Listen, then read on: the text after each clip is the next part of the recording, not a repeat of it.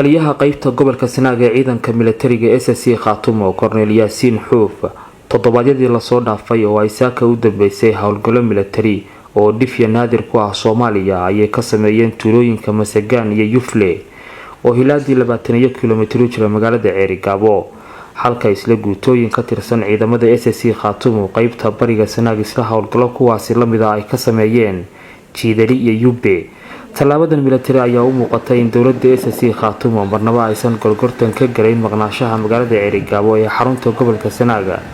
inkastoo aysan doonin ciidamadu in deegaanadaasi dagaalo qadhaar ka dhacaan balse waxay digniin u dirayaan maleeshiyaadka naflacaariga ah ee maamulka Hargeysa oo hadda xayndaafka Ceerigaabo ku hareeraysan. Korneelka hoggaanka iyo majraha u haya militariga SSC ee qaybta Sanaag Cornel Yaasiin Xuuf ayaa sidoo kale faray ganacsatada isaga kala goosha gobolada Sanaag iyo Sool inay sii maraan baraha kontaroolada loo asteeyay in lagu baaro inta aysan u tallaabin soo hodinta gobolka Sool tan iyo inta lagu guda jiro howlgalladani.